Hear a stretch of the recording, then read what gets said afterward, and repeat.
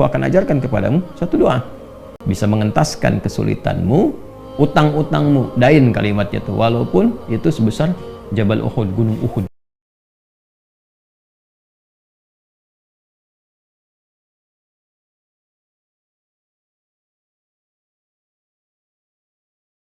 Nah, di antara pelajaran yang pernah disampaikan oleh Nabi, yang diajarkan kepada Mu'adz bin Jabal, ya Mu'adz, atau kama qala Rasulullah sallallahu alaihi wasallam, wahai Mu'adz, wa'allimuka du'aan, aku akan ajarkan kepadamu satu doa.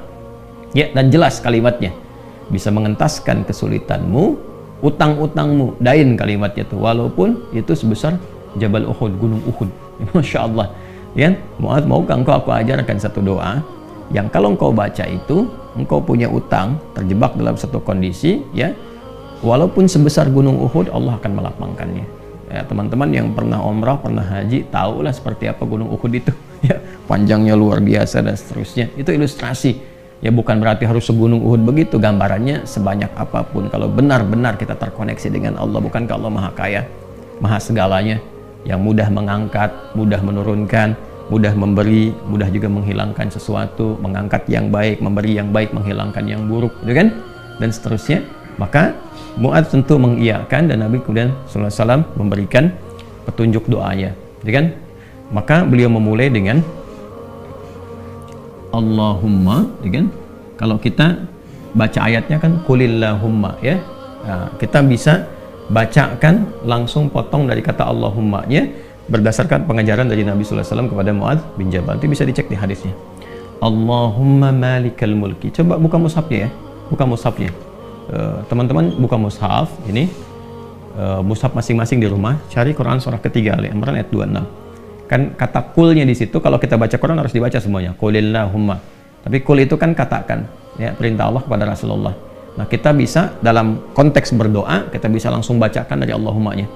Allahumma malikal mulki. Saya ulang, ya. Allahumma malikal mulki tu'til mulka man tasha' wa tanzi'ul mulka mimman tasha' wa tu'izzu man tasha' wa tudhillu man tasha' biyadikal khair innaka 'ala kulli syai'in qadir. Jadi dimulainya dari Allahumma-nya sampai ke ujung ayatnya. Sudah? Dah, ya? Kemudian teruskan Rahmanad dunya, Rahmanad dunya. Saya tulis, ya, teman-teman itu bisa screenshot, ya. Sudah? Rahmanad dunya wal akhirah wa rahimahuma. Asalnya ya Rahman, ya Rahmanad dunya wal akhirah. Karena kita ingin cepat. Biasanya kan orang memohon tuh kalau punya utang pengen cepat dilepaskan, kan? Maka caranya biasanya dilepaskan huruf ya-nya dan menunjukkan ini fathah untuk menunjukkan ada ya sebelumnya. Asalnya ya Rahmanad dunya wal akhirah. Kita percepat supaya kita minta sesuatu dipercepat. Rahmanad dunya wal akhirah wa rahimahuma tu'tihima man tasha' wa tamna'u minhuma, ya kan? Man tasha'. Allahumma malikal mulki tu'til mulka man tasha'. Ya Allah yang menggenggam segenap kekuasaan, Engkau memberikan kekuasaan pada siapa yang Engkau kehendaki. Wa tanzi'ul mulka mimman tasha', dan juga mencabut, mengambil kekuasaan dari siapa yang Engkau kehendaki. Wa tu'izzu man tasha', Engkau mengagungkan, mengangkat siapa yang Engkau kehendaki. Wa tudhillu man tasha', dan Engkau bahkan merendahkan di antara makhlukmu yang Engkau kehendaki sesuai dengan hukum-hukummu. Biyadikal khair, segala ketetapan kebaikan dan segala kemuliaan ada dalam ketetapanmu. Innaka 'ala kulli syai'in qadir, hanya Engkau yang paling kuasa untuk menetapkan segala hal. Rahmanad dunya wal akhirah, ya Allah yang maha pengasih, yang sempurna kasihnya dalam urusan dunia dan akhirat. Wa rahimahuma, dan sempurna kasih sayangnya dalam segala urusan dunia dan akhirat. Tu'tihima man tasha', Engkau memberi siapapun, baik di langit ataupun di bumi, kepada siapa yang Engkau kehendaki. Wa tamna'u minhum man tasha', Engkau pun bisa mencegah apapun terjadi bagi siapapun makhlukmu di langit ataupun di bumi. Jadi kita mengambil dua hal nih, yang baik Allah kasih, dari yang buruk-buruk dicegah, gitu kan? Kemudian ini yang paling indah, aghnini bi rahmatika, ya Allah lapangkan aku. Aghni itu dari kata ghina, aghna yughni, aghni asal katanya dari kata ghina, sesuatu yang lapang dari segi harta, kayakan. Kadang diambil majas untuk mengayakkan hati. Di sini maksudnya ke materi. Kayakan aku ya Allah, berikan aku kecukupan yang melapangkan aku, ya kan, dari urusan-urusanku. Maksudnya ini terkait hutang. Bi rahmatika, dengan rahmatmu. Ya, ini bahasanya indah sekali, ini balaghahnya tinggi banget, ya. Ya kalau kita ambil ke bahasa kita kan begini. Ya Allah, yang paling sayang kan Engkau. Yang paling punya kan Engkau. Yang menguasai dunia dan akhirat kan Engkau. Yang memiliki kebaikan kan Engkau. Yang mencegah dari segala yang sulit pun kan Engkau. Yang punya solusi semuanya Engkau. Maka dengan kepasrahanku kepadamu dan pengakuanku atas semua rahmat dan kekuasaan keagungan yang Engkau miliki, aku memohon dengan rahmatmu, dengan kasihmu, hanya Engkau yang sayang ya Allah, yang bisa menyelesaikan urusanku, ya, dan dengan rahmatmu aku mohon yang bisa melapangkan keadaan hartaku untuk melunasi utang-utangku. Kalau aku memohon kepadamu saja dengan segala kasih sayangmu, kepada sifat sayangmu, ya kan? Kalau aku memohon dengan segala sayangmu belum Kau kabulkan, maka kepada siapa lagi aku mesti mohon? Sedangkan Kau yang paling sayang kepadaku. Kalau yang paling sayang saya tidak memberi, lantas kepada siapa saja? Ya, kepada siapa lagi aku mesti memohon? Maka aku mohon ya Allah, lapangkan keadaan diriku dengan sayangmu itu, sehingga aku tidak memohon dan meminta lagi kepada selainmu. Ini, ya, aghnini birahmatika an rahmatin man siwak. Ya Allah, semua orang sudah mengatakan gak bisa, ini gak mungkin, ini gak mau, itu tidak. Maka aku memohon kepada yang paling sayang kepada aku. Kalau kepada yang paling sayang saya belum dikabulkan, lantas kepada siapa lagi aku mesti meminta? Mohon lapangkan diriku dan berikan aku kekuatan, sehingga dengan rahmatmu aku tidak meminta kepada siapapun selainmu. Ini indah banget nih kalau terturunkan dalam bentuk pemaknaan yang balaghahnya. Ini teman-teman doanya. Ya. Setelah itu akhirnya dengan Al-Fatihah. Fatihah itu pahalanya banyak banget kan. Di antara namanya selain pahala itu juga ada fungsi-fungsi fadilahnya, keutamaannya. Ya, apa di antara fungsi keutamaan fadilah itu disebut juga dengan Al-Kafi, Asy-Syafi, yang mencukupkan segala hal. Ya kan? Yang dengan izin Allah bisa menyembuhkan, karena intisari Quran itu ada di Al-Fatihah. Maka diakhiri dengan Al-Fatihah, kemudian setelah itu tutup dengan sholawat. Tutup dengan sholawat. Dan nanti ada hadis lain yang mengajarkan kaitan antara hutang dengan memperbanyak sholawat kepada Nabi Muhammad SAW. Ya, nah sholawat ini juga penting teman-teman sekalian, diperbanyak di akhir ya. Jadi setelah baca tadi Quran surat Nuh, Ali Imran, ya istighfar dulu. Jadi kalau kita rumuskan kan ketemu 5 kan. Ya, dari mulai kita istighfar dulu dengan segala ketulusan, dalilnya surat Nuh itu. Kemudian di surah Ali Imran kita bacakan, terus praktek doanya kita temukan.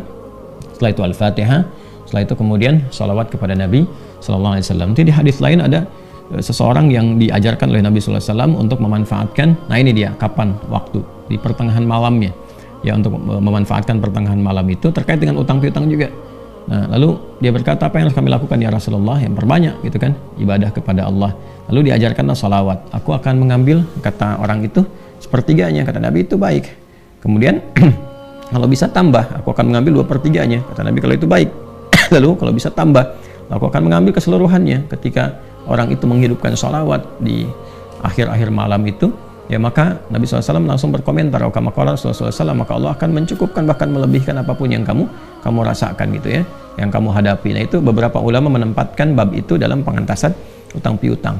Jadi kalau kita temukan, ketemulah kemudian di sana 5 bagian, yang kelimanya ditutup dengan keadaan ini kapan, yaitu waktunya tengah malam, dan ditunaikan, diawali dengan sholat dulu untuk mengoneksikan diri kita kepada Allah Subhanahu wa Ta'ala. Jadi kalau Anda bertanya kapan ini dibacakan, ya saya ulangi, kapan ini dibacakan, yang paling pokoknya adalah di pertengahan malam, di sepertiga malam. Jadi bangun malam hari supaya ada getaran kejiwanya lebih cepat mengamalkan Quran. Surah Al-Muzammil itu surah 73 ya, di ayat yang ke-6, inna nasyi'atal laili hiya asyaddu wat'an wa aqwamu qila. Bangun malam itu bacaannya menyentuh kepada jiwa, lebih mudah mendapatkan kekhusyuan. Jadi sepertiga malam bangun, istighfar gitu kan. Ya, setelah sholat itu, sholat kita supaya bangun konektivitas dulu. Sholat itu kan kalau sudah bagus khusyuk, konektivitasnya tinggi. Setelah itu baru diistighfari. Istighfar menjelang sahar. Ya, wabil asharihum yastaghfirun, menjelang sahar mereka banyak istighfar.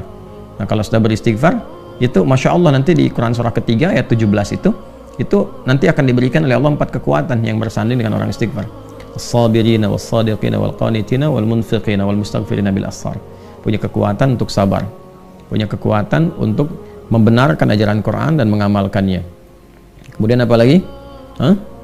Qanitin, khusyuk ibadah. Orang yang biasa bangun malam istighfar di ujung malam tuh lebih khusyuk ibadahnya. Nanti wal munfiqin, bisa jadi rajin infak, setara itu, 4 itu bisa setara. Jadi orang yang istighfar, pemahaman pertamanya bisa setara amalnya dengan orang yang rajin infak, yang khusyuk ibadah, orang yang membenarkan isi kitab dan mengamalkan, serta orang sabar. Pemahaman berikutnya adalah mendapatkan 4 keutamaan ini, bisa rajin infak. Bagaimana bisa infak kalau nggak ada yang diinfaki?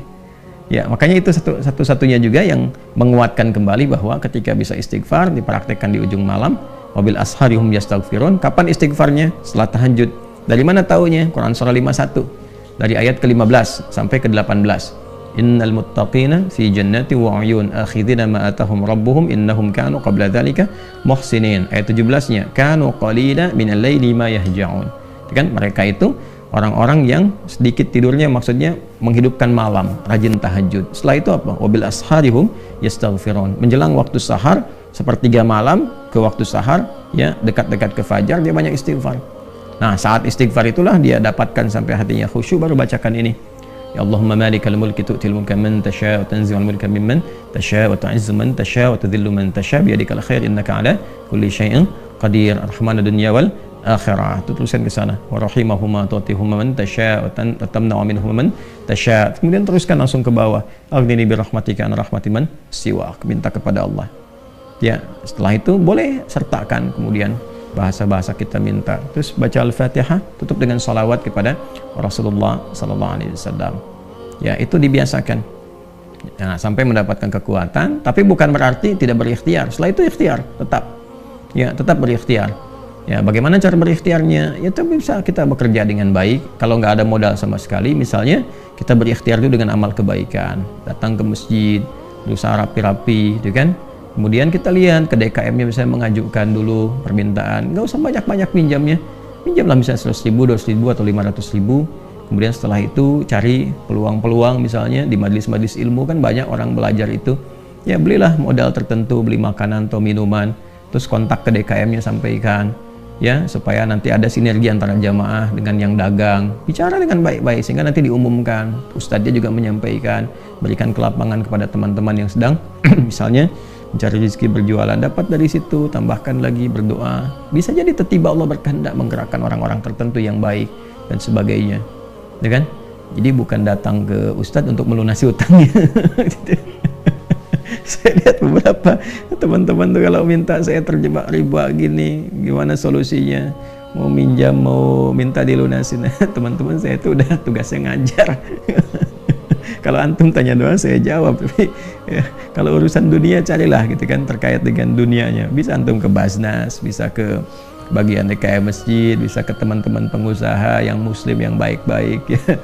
Kalau saya kan ngajar gitu. Ya, kalau ada alhamdulillah, kalau ada gitu kan. Ya, kalau yang sifatnya terkait dengan bimbingan itu lebih utama.